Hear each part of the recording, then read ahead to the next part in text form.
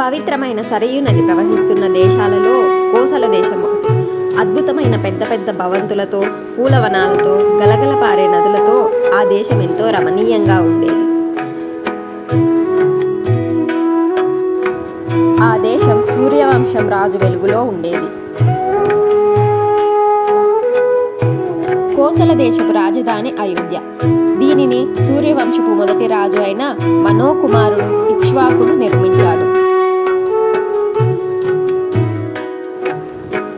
సూర్యవంశంలో కాలక్రమేణా వచ్చిన రాజులలో దశరథుడు అతడి తండ్రిని, తాత ముత్తాతలను మరిపించి పరిపాలన చేస్తూ ఉండేవాడు.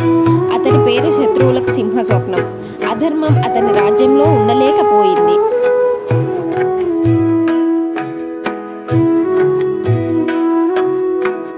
రాజ్యంలోని ప్రజలు సుఖంగా, సంతోషంగా ఉంటున్నా అతనికి సంతానం లేదన్న ఒకే ఒక కొరత ఉండేది. ఒకనాడు దశరథ మహారాజు తన ముగ్గురు భార్యలు కౌసల్య, సుమిత్ర, కైకేయిలతో కూర్చొని ఉండగా మహాముని వశిష్ఠుడు రాజుగారికి ఒక సలహా ఇచ్చారు. దశరథ మహారాజా, తక్షణమే మునీశ్వరుడు ఋషిశృంగుని పిలిపించి పుత్రకామేష్టి యాగం జరిపించండి. మీ కోరిక నెరవేరి సంతాన ప్రాప్తి కలుగుతుంది. వశిష్ఠుడు చెప్పినట్టుగా మహాముని ఋషిష్యుని ఆధ్వర్యంలో పుత్రకామేష్టి యాగం ప్రారంభమయ్యింది.